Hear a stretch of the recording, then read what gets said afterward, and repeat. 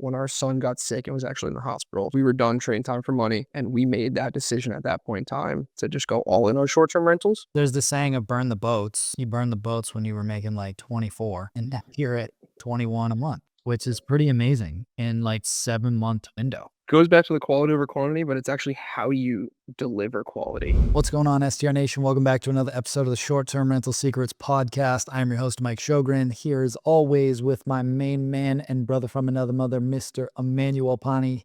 E, what's going on? My brother, so good to see you. I'm really excited for our show today.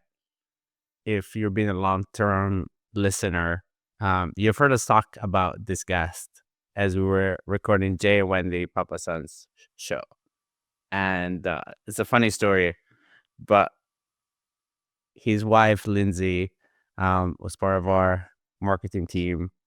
And she used to share with us that the first time she heard of me and Mike, she would hear Andrew listening to us in the shower.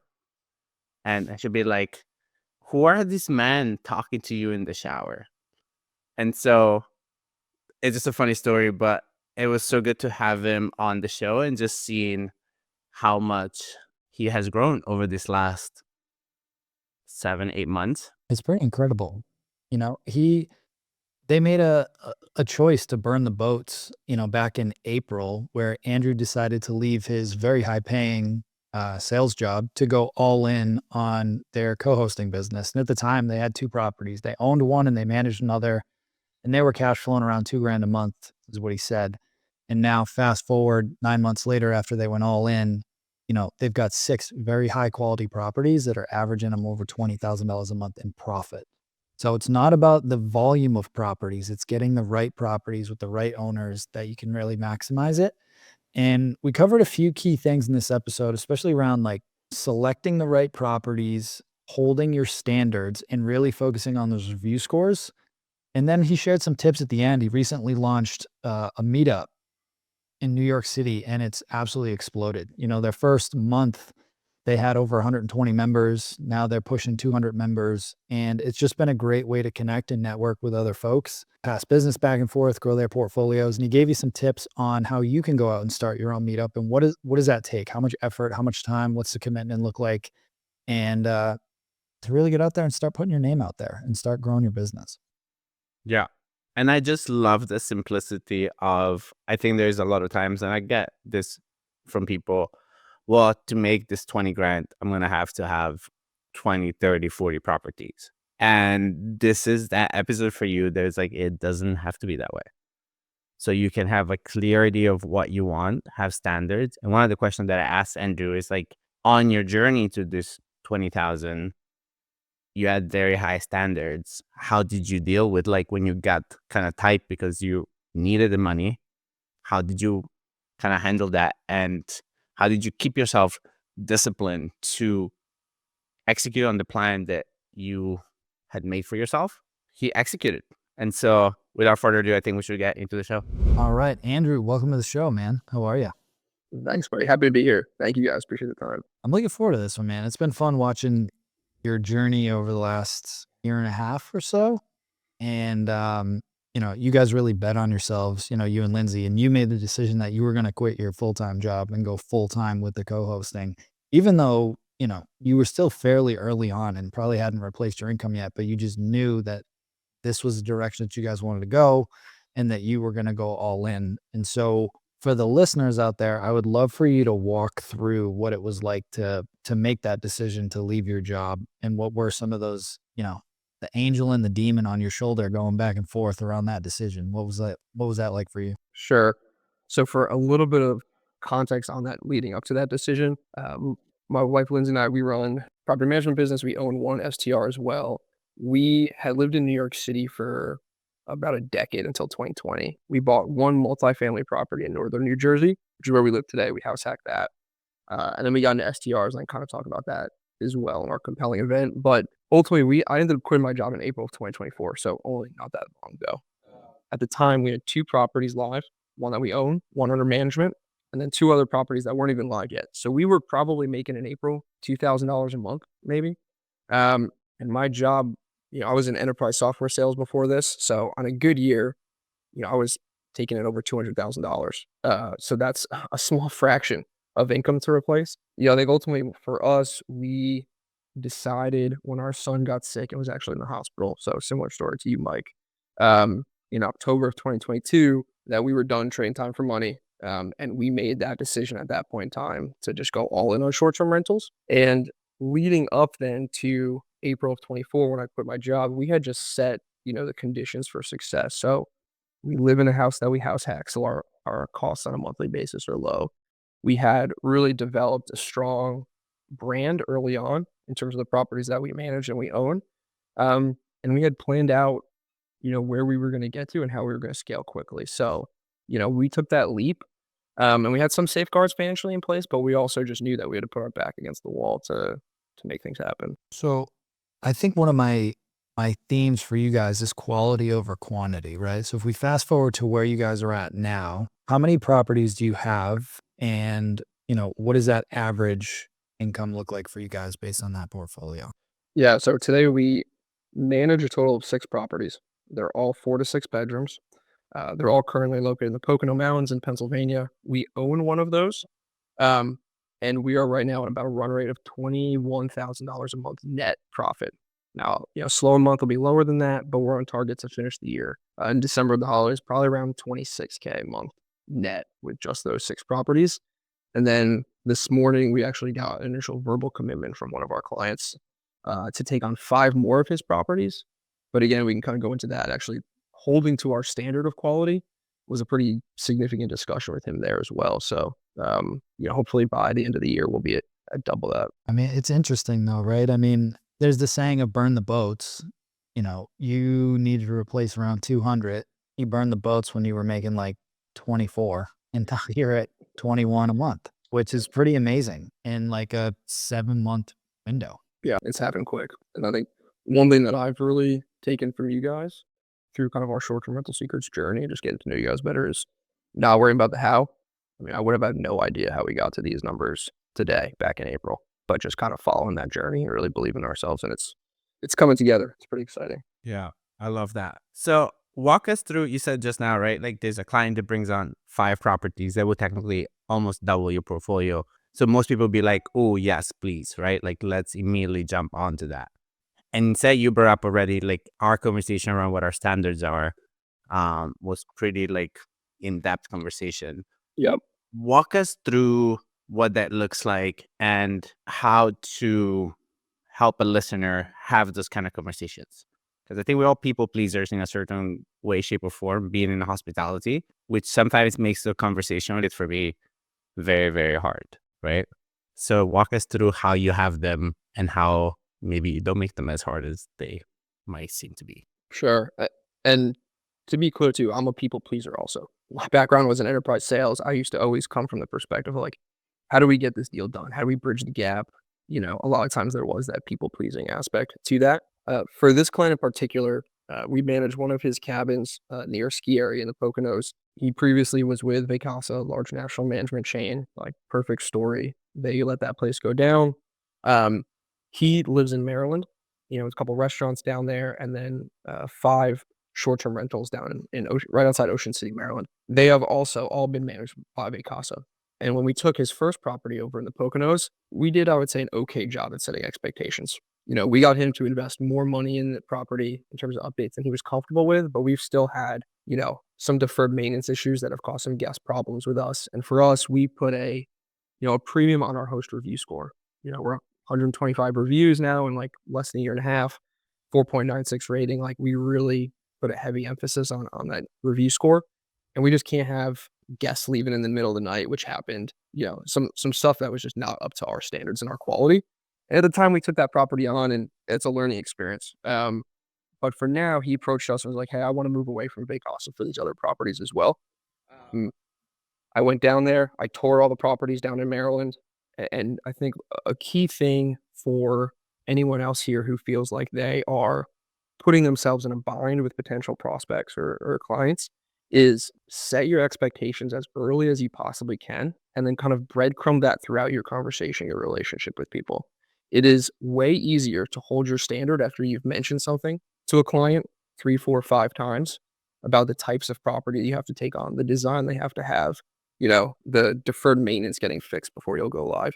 It's much easier to do that and hold your line when they know from the start than it is to like not bring it up at all. And then right before contract is signed, it's like, hey, you're gonna need to invest 10K in this property. They're gonna be surprised. So start that conversation earlier. And also it's very hard to hold your standard if you don't know what it is yourself. So understand exactly the type of properties you want to manage, exactly how you want to run them, what's acceptable to you, what's not acceptable to you, and then let that client or that prospect know exactly what that is you want. And at the end of the day, you're doing them a disservice if you're not clear with them up front, because then they're gonna be confused too on their end. They're not gonna know they need to fix things. They're not gonna know they need to invest. So those have helped us, and it's certainly something we have been conscious of kind of in our entire journey, but gotten better with over time as well. I love that. I love the concept of the breadcrumbing your standards as the conversation kind of leads on, so it doesn't sound like a surprise. Knowing your journey, knowing that you quit the job, you had 4 listings, 2 lives. So there's a big gap of like, hey, this is how much money I make to what's coming here. What I think would be a natural tendency of most people is like, hey, I am going to take everything I can, replace my income, and then maybe get rid of things up until I get my standards. This kind of like reverse psychology of like, let me get everything I need Yep. and I'll deal with it. So how did you maintain your discipline when, like things get, and maybe they never got tight, but if things got tight, that you're like, I know this is the plan and this property is okay, but this extra 2, 3, 4, 5 grand will be amazing. So like what does that look like? Where did the discipline come in? Yeah, that definitely happened. Things got tight. We had many conversations with prospects that went multiple calls in, almost to a contract, and then we actually backed out. So when I quit and we had 4 properties, realistically, we easily could have had 8 to 10 based on the conversations that I had had with people up until that point, where I would start to pull back and let them know this wasn't a situation that was going to be viable for both parties. Is I would envision what it would look like managing that property on a day-to-day basis. I would say 6 months after this place is live, what type of guests does this property attract? Does it attract top-notch guests? Does it attract some riffraff? What's the revenue realistically going to look like on a shoulder month? What is our take home going to be when it's slow? Is that acceptable or not acceptable? And I'd really envision what that property would look like and us managing it live. And every time I wasn't excited about it. I wasn't pumped about it. And that would kind of signal to me like, hey, you need to call this off before it gets any further and before you're doing the prospect a disservice, and let them know immediately that it's not a fit. So to just make this a little more tangible, because I know it's easy to say like we only take on properties that like meet our standards. What does that look like for you? So if one of the listeners is like, that sounds awesome. How do I make this tangible so that when I'm looking at properties or I'm meeting with owners, like specifically, are there certain things or a checklist that you've written down of like, it has to meet these things to meet our standards? Yeah.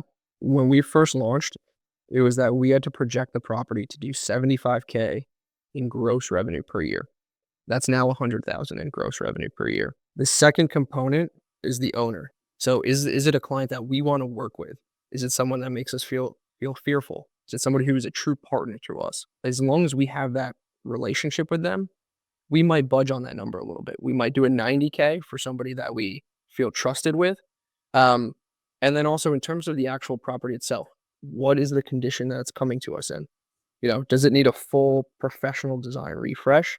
Does it just need some updates? Is the owner prepared to invest in that?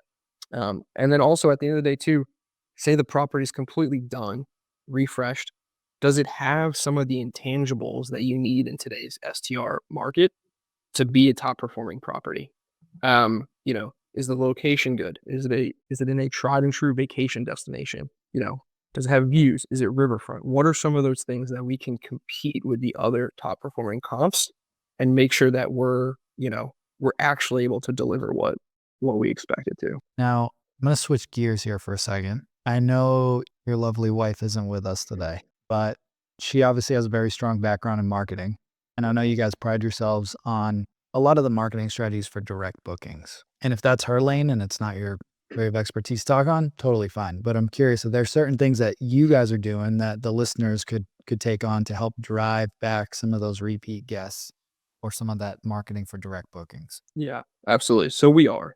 And for any listeners, my wife, Lindsay, who's my business partner, her background's in corporate marketing. She's just a kick-ass consumer goods professional marketer. Really, really excellent. Far better business person than I, admittedly. So we use Stay Find the properties to collect email addresses of our guests.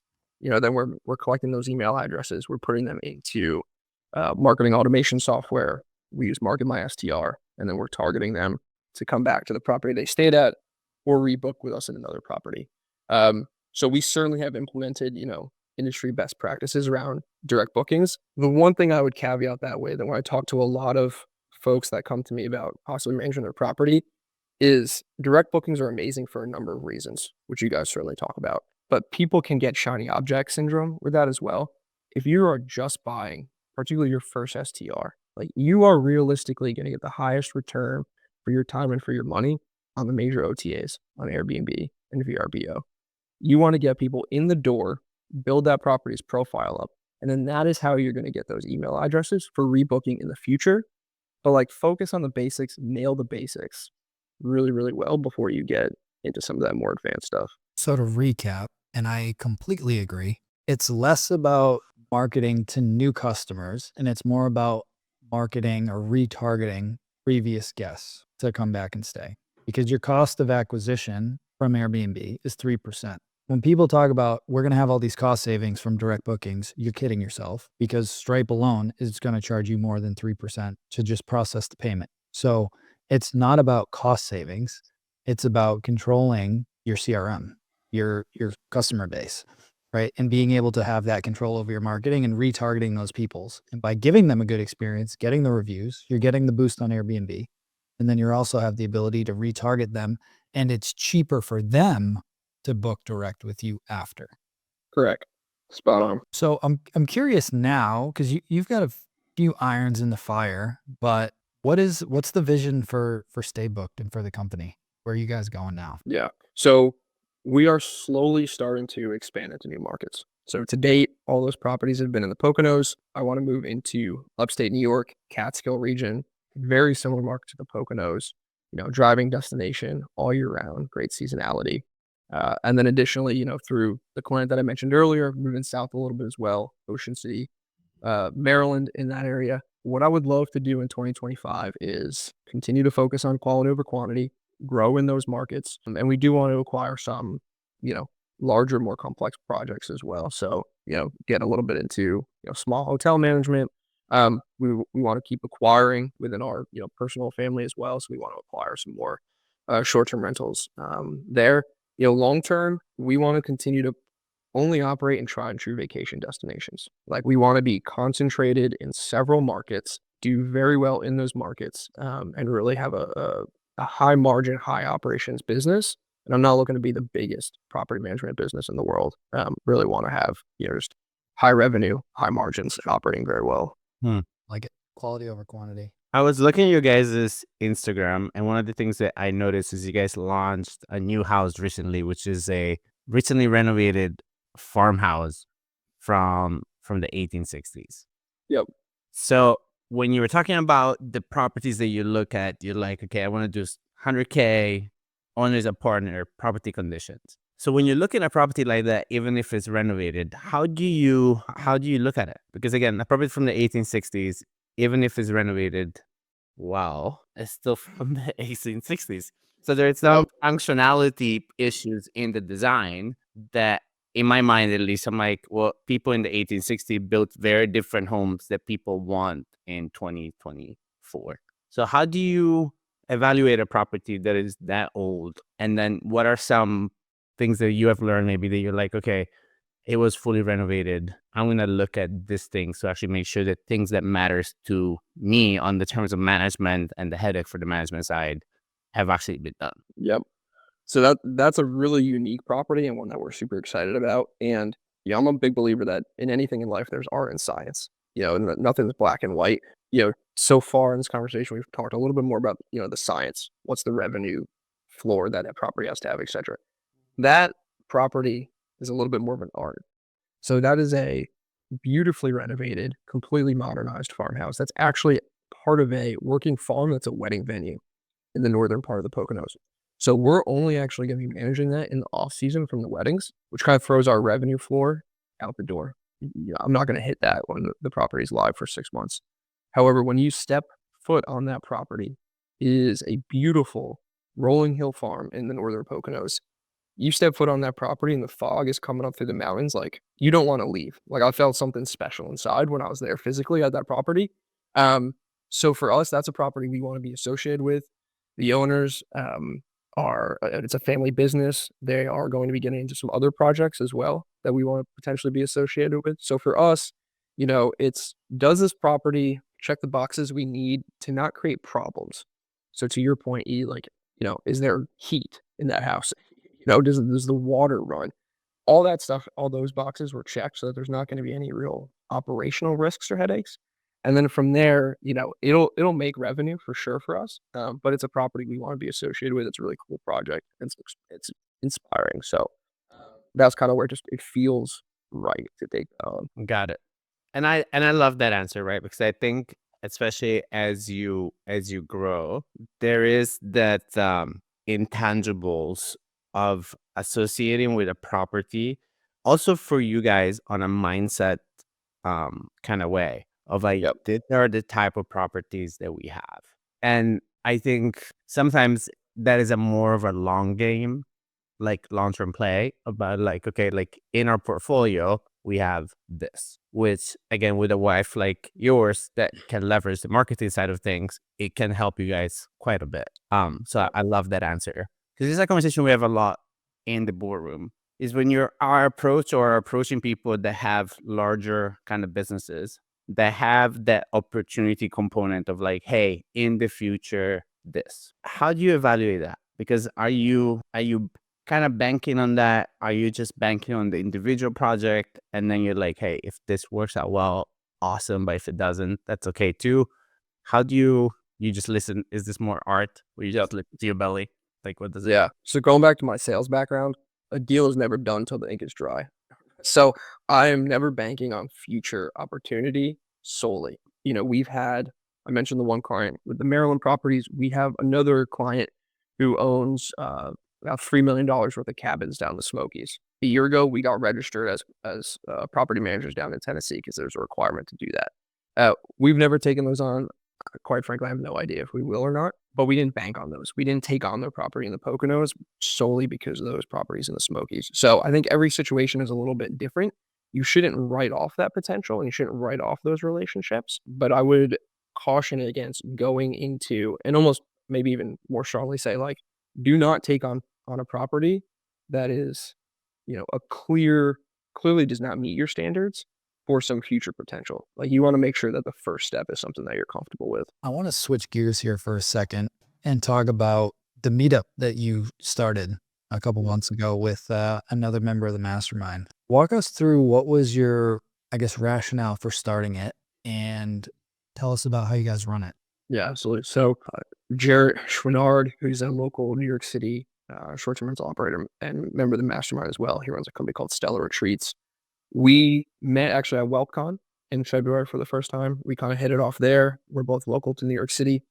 And we had kicked around the idea of starting a meetup for a little while because New York City is a very short-term rental regulation intensive market itself. However, it's the biggest city in the world, financial capital of the world. There's a tremendous number of investors and operators that are in, the properties are in other markets, but they're physically located in or near New York City. And there's really no short-term rental community here. No meetups, nothing. So we kicked the idea around a little bit. We each thought about launching one like on our own. And it ultimately just came down to, for this situation, there was strength in numbers. We could split up the work. It just went from something that seemed like scary with how much work and attention it was going to require to then we just split the work up. We kept it pretty basic. Like, we were just trying to take action first and figure it out along the way. So we found a location. It's a bar in Lower East Side in New York City, one that wouldn't charge us for any drink minimum. We pay, I think, $150 for the AV. We went out, we created a meetup.com page, and we just peppered that all over Facebook. We got a lot of traffic to that meetup.com page right when we launched it. And then Meetup started promoting it right away. And within 2 weeks of launching the meetup for our very first one, we had 120 members. I think we had 115 signups for the first meetup. Around 40, 45 people actually showed up. And that was last month. And now we have our second one actually tonight. So after we wrap here, I'm going to be jumping on the train into Lower Manhattan. And we've got now 160 members with 85 signups for tonight's event. And we try to balance delivering education to people, but with a networking focus. Like this is not class is not in session when we're there. So it's 3 hours. Networking is the main focus, but then every single event for about 45 minutes, Jared and I will get up, we'll talk about a specific topic, and then we get everyone involved. We'll poll the audience, we'll go around, like we want to be learning from each other and creating community in the area. Rather than like us just getting up and purely talking to everybody for the entire time. So, that's a little bit how we run it. And really what we wanted to get out of it was, selfishly creating a community that we can leverage and work with ourselves. Hopefully we get some clients out of it. If so, that'd be great. But in reality, like we're just trying to meet other people that somehow are going to impact us in the future in ways that we're not sure of right now. One of the biggest lessons that I've learned since I've started, my business entrepreneurship journey that I feel was not drilled into us in school at all is really focusing on expanding your network and the whole who, not how thing, right? And I feel like I missed a lot of the juice when I was in school because I was so focused on getting good grades, right? It was all about like studying, getting good marks, graduating with the highest GPA possible, all those things. And then I got out into the real world and realized it's all about who you know. It's your cheat code.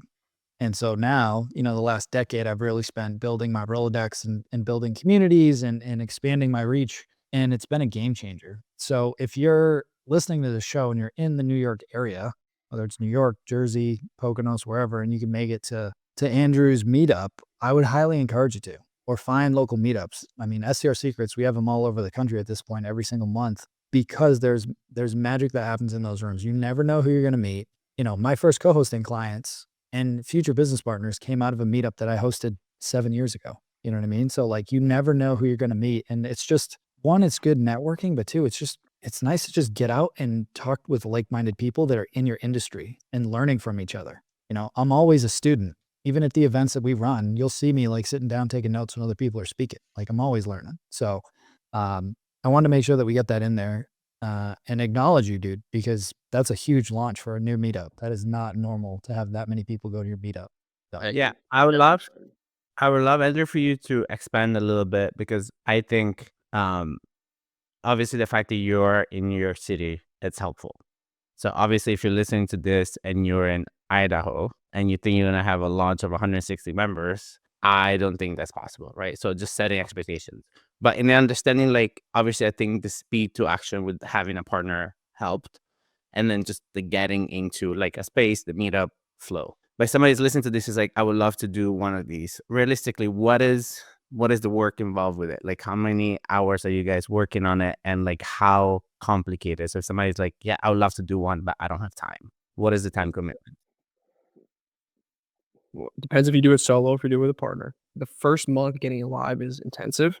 After that, and I'll put some numbers around it, but after that, we each spend maybe 30 to 60 minutes a week on it. We meet once a week. There's a little bit of homework outside of that, and that's really about it. So we had to find the location. That took, say an hour of calling around to bars and restaurants. We had to get a graphic done for like the welcome board, the poster board, get that printed out, get some AV. We had to just prepare and strategize with the format, how we want to get people involved, understand that, it seemed like a much bigger lift than it was before we did it. And now that it's up and running, like I said, it's less than an hour a week and it really doesn't take that much time. I love it. Yeah. And I think if there aren't any meetups near you and you're looking to grow your business and grow your network, just start one. The only thing I would say is just be consistent.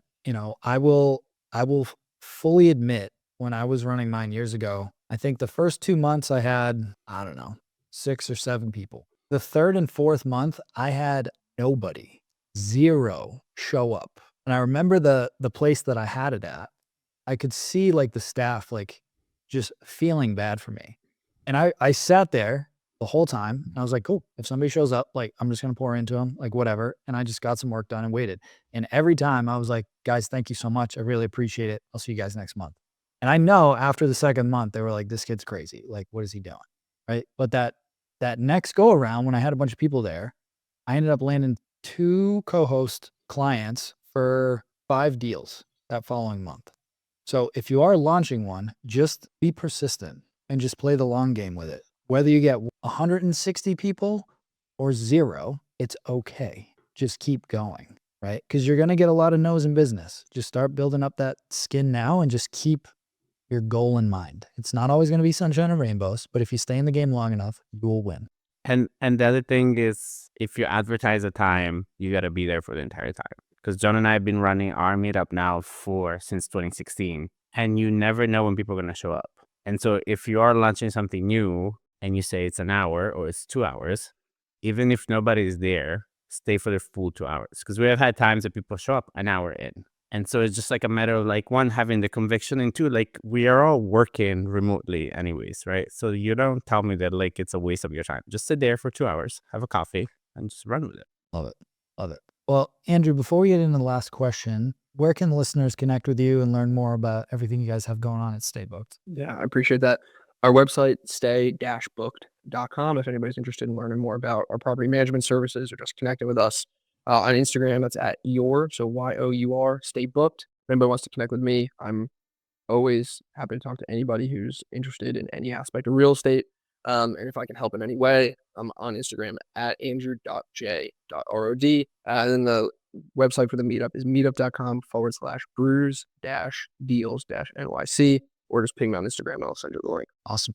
Well, the last question that we ask all of our guests is, what is your number one secret to success with short-term rentals? So for us, it goes back to the quality over quantity, but it's actually how you deliver quality. And for us, so we've held our standard and we go the extra mile to do that all the time. And that can mean things in a number of different ways. That can be making sure that we only take on clients that we are really interested in and do the homework to make sure that properties are set up for success with us. Or that could be, we've had to call cleaners back to houses just to clean a barbecue grill, which we hated doing. But at the end of the day, like, we didn't want to put a 5-star review at risk and just say, yeah, it's okay. The guest might not mind if that grill's dirty. Like, no, hold that standard, go the extra mile, apologize to the cleaner, say, it's a pain in the butt, but please turn your car around and go back and clean that barbecue grill, because I just am now seeing the photos. So, this is a really high volume decision-making business, and you have to hold that standard through all of those decisions on a daily basis, and they add up over time. Love it. Well, Andrew, thank you for being here, brother. Appreciate you. For the listeners out there, hope you guys enjoyed this one, and we will talk to you soon. Hey, STR Nation, if you enjoyed this episode, please make sure to hit that subscribe button and leave us a review. And in the comments, let us know what topics you want us to cover on upcoming episodes, and we'll make sure to get that in the books for you. And if you really want to learn how to launch, automate, and scale your short-term rental business, if you want to go deeper, then check out our free masterclass at strsecrets.com.